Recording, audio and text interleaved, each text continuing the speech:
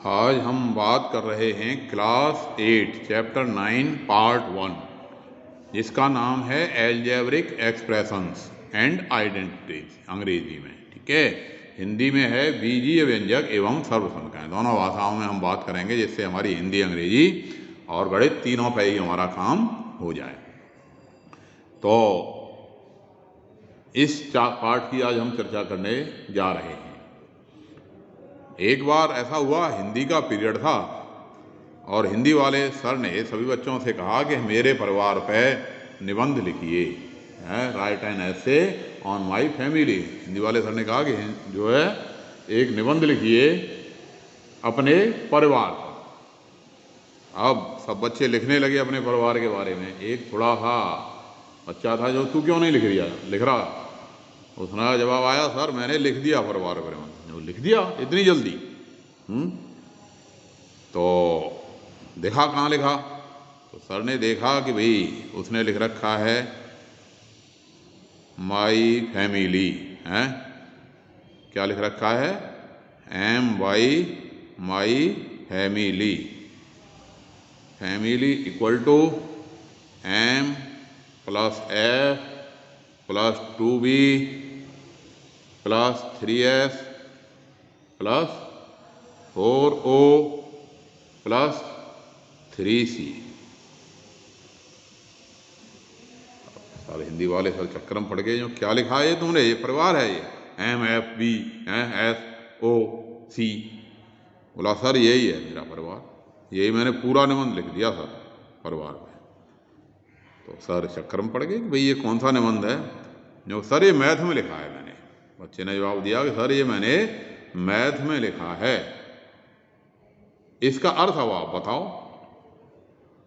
Sir चक्कर में पड़ गए, मैंने तो सवाल पूछता था और आज ये बच्चे मेरे से ही सवाल पूछ रहे हैं। फिर उन्होंने कहा अच्छा चल ठीक है। उन्होंने कागज़ लिया और मैथ वाले सर के पास पहुंच गए कि भाई ये जो बच्चा एक शरारती था राजा, इसने जो है राजा ने आज मैंने माई फैमिली पर निबंध दिया तो ये उसने लाइन लिखी है और कह रहा है कि इसका अर्थ अब आप ही बताओ। तो मैथ वाले सर ने देखा कि भाई हाँ जो ठीक लिखा है इसने, इसका मतलब ये कहना चाह रहा है कि उसके परिवार में उसकी एक मदर हैं, फादर हैं, 2 भाई हैं, 3 सिस्टर हैं, 4 ओ यानी ऑक्स बैल हैं उसके पास हैं, और 3 गाय हैं। यानी उसने ये लिखा है ऑक्स और काऊ, ये लिखा है। तो जाके उन्होंने राजा से कहा कि अच्छा तुमने ये सारी बात हिंदी में क्यों नहीं लिखी थी, इस तरह से क्यों लिखी? सर मैं मैथ में काम करता हूँ। अच्छा यही जो कि इसका अर्थ यही है? उसने कहा हाँ सर आपको कैसे पता लगा यही है? जो कि हम भाई मैथ वालों से पूछ लिया हमने। तो ठीक, तो अब ऐसे जब उसने लिखा माई फैमिली तो ये क्या हो गया हमारा, ये हो गया एल्जेब्रिक एक्सप्रेशन। ये क्या हो गया, इसको हम कहेंगे एल्जेब्रिक एक्सप्रेशन है। ये क्या हो गया? बीजीय व्यंजक। क्या हो गया ये? बीजीय व्यंजक। ठीक है ना, हिंदी में हम कहेंगे बीजीय व्यंजक। ये M F B S O और ये C ये कहलाएंगे वेरिएबल्स हैं। ये क्या कहलाएंगे? वेरिएबल्स। वेरिएबल्स जिन्हें हम कह देते हैं हिंदी में चर। ठीक है, इनको क्या कह देते हैं? चर। और इनके जो आगे संख्या है, जैसे M के आगे कुछ नहीं है तो क्या माना जाएगा? 1। जैसे उसकी 1 मदर हैं, 1 फादर हैं, 2 भाई हैं। तो ये जो 1 2 3 4 ये कहलाते हैं कांस्टेंट। क्या कहलाते हैं ये? कांस्टेंट। कांस्टेंट का मतलब कहलाता है अचर। ठीक है, अब मान लिया किसी दूसरे राजा के अलावा किसी दूसरे परिवार का विवरण होता तो ये जो वेरिएबल्स हैं भाई, वेरिएबल्स बदल सकते थे और उनकी कांस्टेंट्स की जो संख्या है वो भी बदल सकती थी, वो दूसरा एल्जेब्रिक एक्सप्रेशन हो जाता। तो ये कांस्टेंट और वेरिएबल की बात आपकी समझ में आई होगी।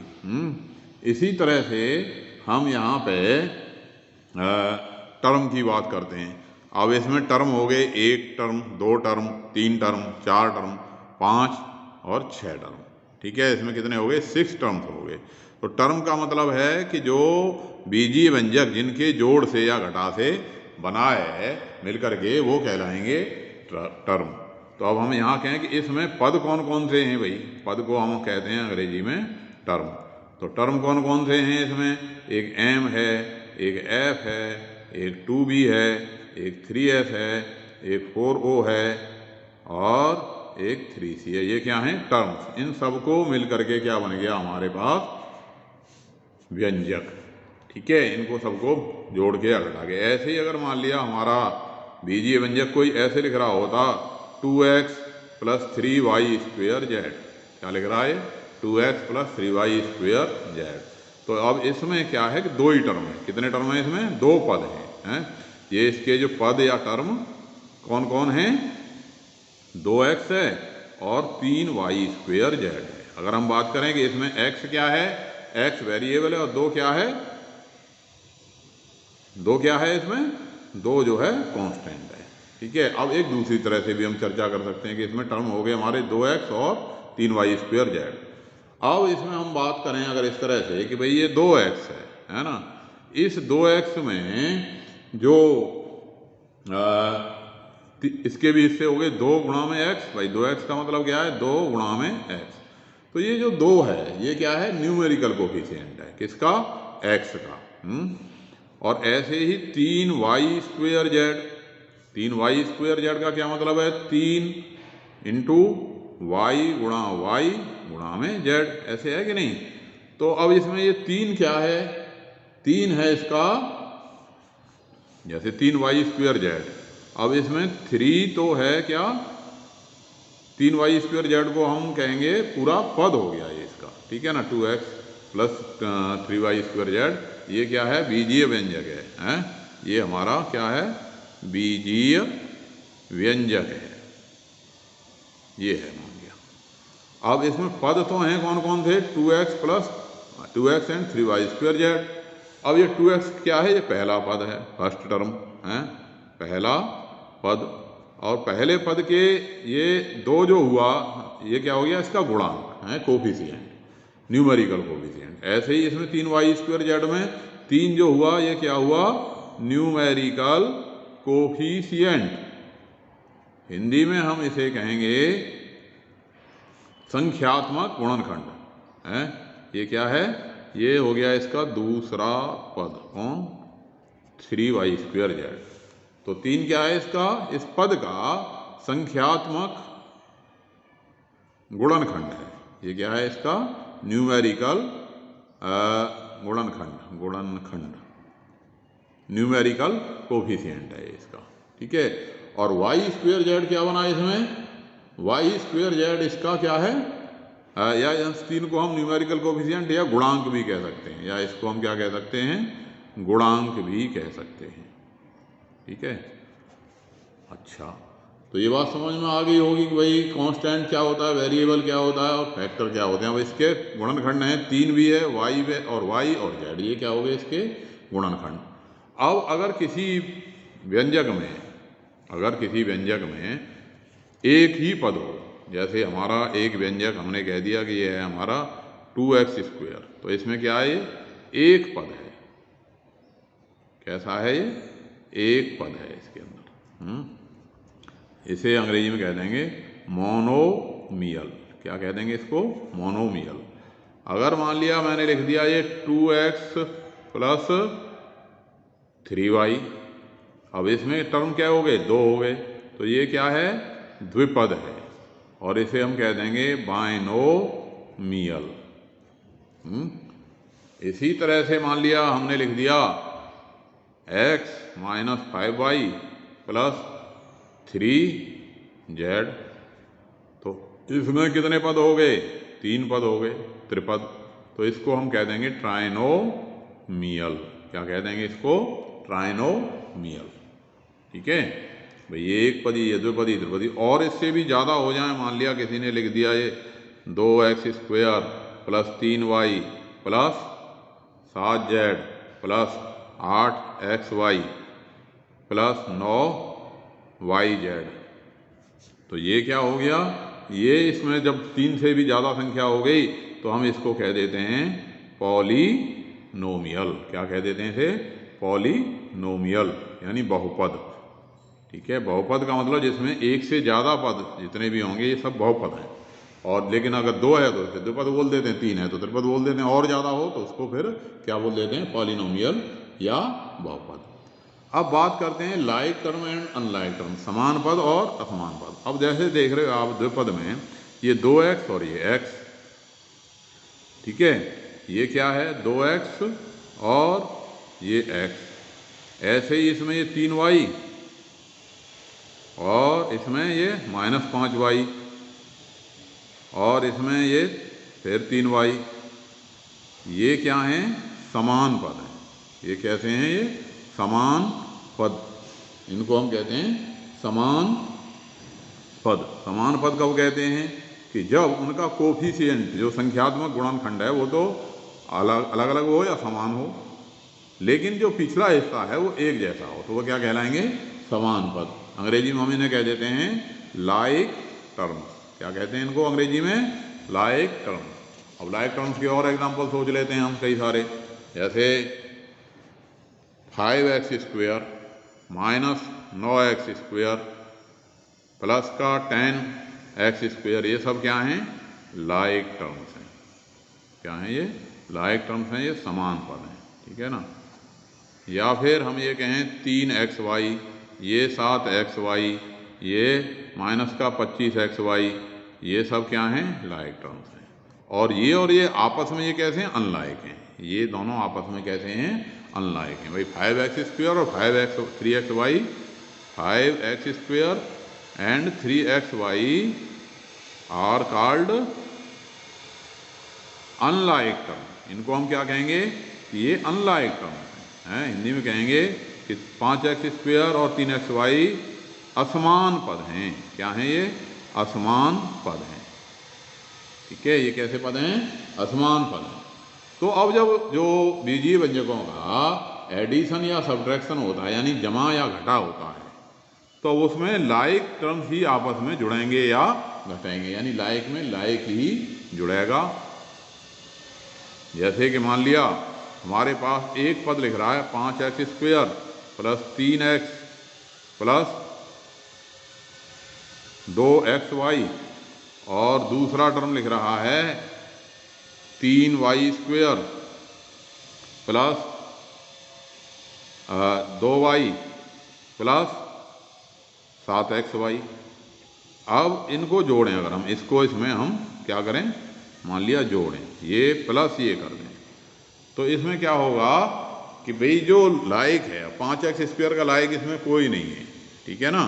तो ये 5x² का 5x² ही आ गया, क्योंकि इसका लाइक है ही नहीं। 3x का लाइक और कोई इसमें नहीं है, तो ये 3x का 3x आ गया।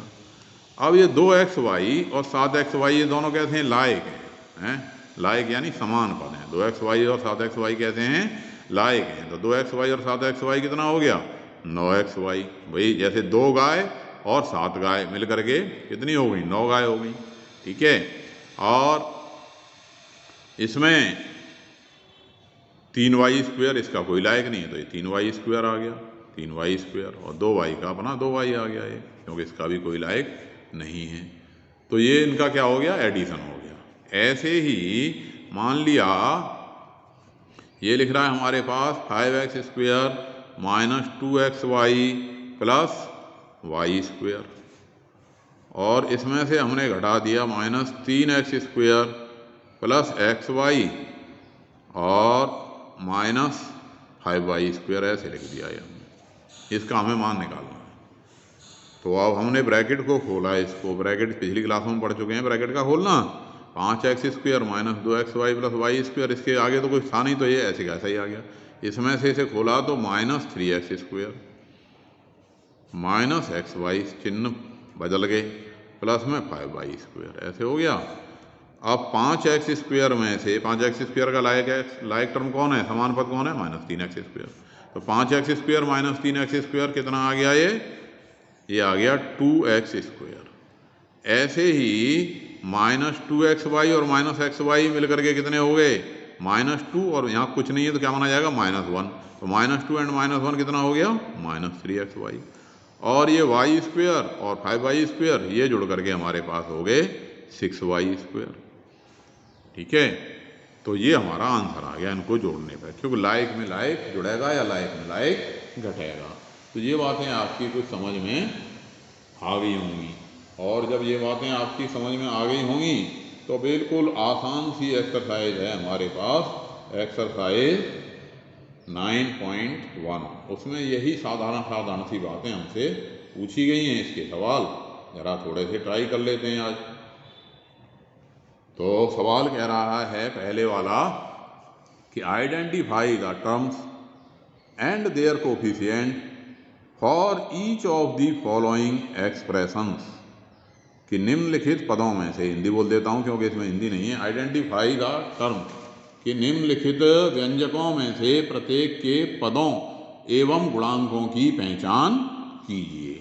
ठीक है, तो एक्सरसाइज 9.1 का पहला सवाल अब जरा हम करते हैं। क्या कह रहा है हमारा पहला सवाल? इसका आपने हिंदी और अंग्रेजी दोनों को ही सुन लिया, ठीक है कि नहीं? क्वेश्चन भी आपने देख लिया। तो अब जरा इसको हम एक्सरसाइज 9.1 को थोड़े से क्वेश्चन इसके आज करते हैं। एक्सरसाइज 9.1 का पहला सवाल क्या कह रहा है कि भाई ये जो व्यंजक है, जो एक्सप्रेशन है, coefficient of each of the following expression, क्या क्या बताना है इसमें? पद बताना है और उसका गुणांक क्या है ये बताना है, और ये पद हमको दे रखे हैं, ये एक्सप्रेशन हमको दे रखे हैं। ठीक है, क्या क्या दे रखे हैं एक्सप्रेशन हमें? जैसे फर्स्ट में दे रखा है 5x y z square minus 3z y। क्या बताना है इसका? इसका हमें बताना है कि इसका टर्म कौन कौन से हैं इसमें और उनके कोफिशिएंट क्या हैं। तो चलिए हम लिख लेते हैं, यहाँ पर बना लेते हैं भाई टर्म्स हैं और इनके क्या कोफिशिएंट।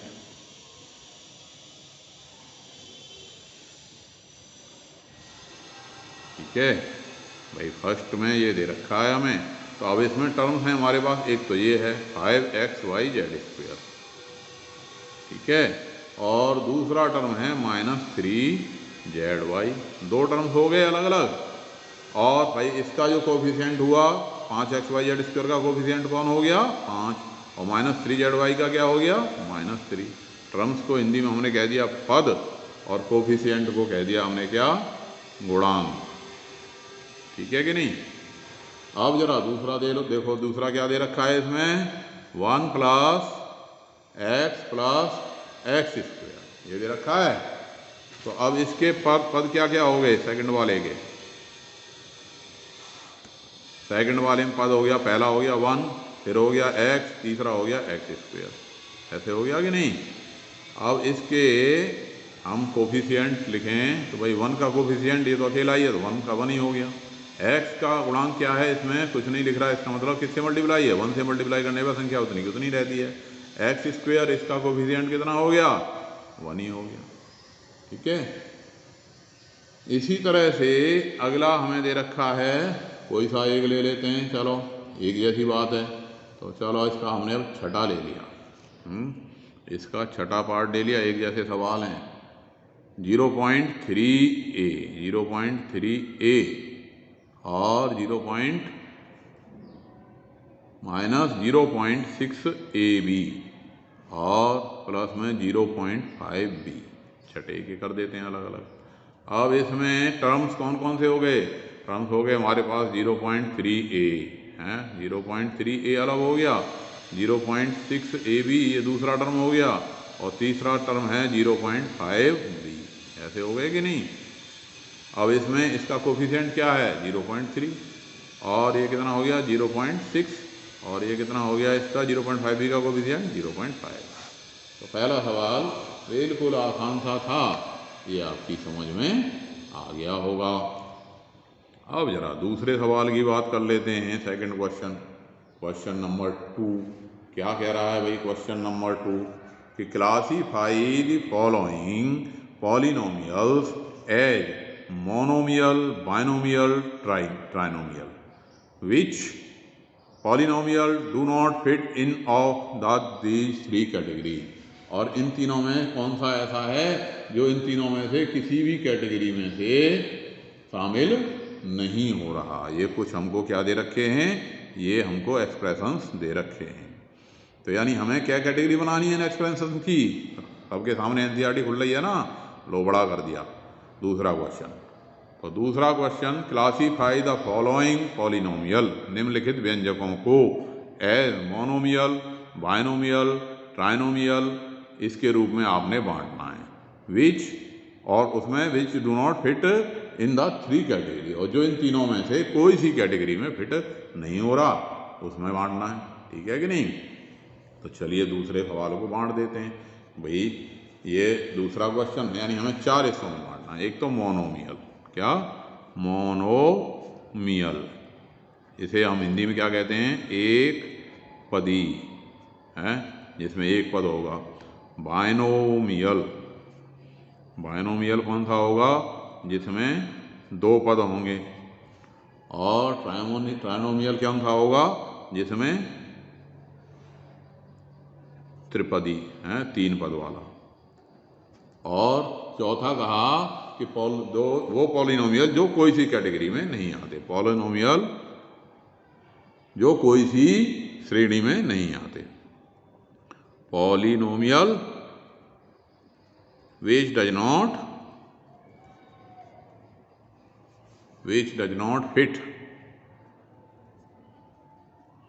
in above कैटेगरी, जो उपरोक्त श्रेणियों में जो नहीं आते। तो चलिए देखते हैं, शुरू करते हैं। अब पहला है x प्लस वाई। अब x प्लस वाई में हमें क्या दिखाई दे रहा है, दो पद हैं, तो यहाँ लिख दिया भाई, बायनोमियल में लिख दिया हमने x प्लस वाई। अब दूसरा 1000, 1000 में हमें सीधा सीधा क्या दिखाई दे रहा है, एक पद दिखाई दे रहा है, तो यहाँ लिख दिया हमने 1000। तीसरा है x plus x square plus x cube plus x की 4। अब इसमें कितने पद हो गए, चार पद हो गए।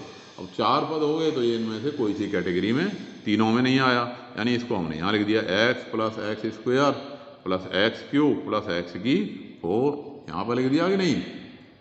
उससे अगला है 7 प्लस वाई प्लस 5x, तो तीन टर्म हो गए, तो यहाँ लिख दिया 7 प्लस वाई प्लस 5x, तीन पद हो गए ना, एक दो तीन पद हो गए, तो इस कैटेगरी में लिख दिया। उससे अगला है 2y माइनस 3y स्क्वेयर, तो दो ही पद हैं, तो यहाँ आ गया 2y माइनस 3y स्क्वेयर। अगला है 2y minus 3y square plus 4y cube. अगला है 2y, तो तीन हो गए ना इसमें, तो 2y minus 3y square plus 4y cube, तीसरा यहाँ पे आ गया है। इससे अगला है 5x minus 4y plus 3xy, तीन टर्म है, तो ये भी इसी के अंतर्गत आ गया। 5x त्रिपदी में आ गया, 5x minus 4y plus 3xy, इसमें आ गया, तीन पद हैं भाई। और इससे अगला वाला है 4z माइनस 15z स्क्वेयर, तो ये दो पद वाला हो गया, 4z minus 15z square, 4z minus 15z square. इससे अगला है a B plus B C plus c d plus d a, यानी चार हैं इसमें, तो इसमें तीन वालों में फिट नहीं हुआ, a B plus B C plus c d plus d a, इसमें आ गया ये। अब लिख रहा है इसके बाद पी क्यू आर, तो पी क्यू आर अकेला ही हो गया भाई, तो पी क्यू आर हमने इसमें मोनोमियल में डाल दिया, इसको मोनोमियल यानी एक पदी में डाल दिया पी क्यू आर को। इससे अगला है P square Q plus P की स्क्वेयर, तो दो हो गए, P square Q plus P Q square, दो टर्म हो गए ना, एक पद हो गया इसका पी स्क्वेयर क्यू और दूसरा हो गया पी क्यू स्क्वेयर, समझ आ गई होगी बात। उससे अगले में है 2p प्लस 2q, तो 2p प्लस 2q ये भी क्या हो गया, ये भी हमारा द्विपदी हो गया, दो पद वाला द्विपदी हो गया। तो ये आसान आसान से सवाल आपकी समझ में जो है दूसरा क्वेश्चन आ गया होगा। क्लासीफाई। अब है हमारे पास क्वेश्चन नंबर 3। अब 3 क्या कह रहा है, जरा देख लेते हैं, 3 की भी कहानी सुन लेते हैं, क्या बोल रहा है तीसरा क्वेश्चन।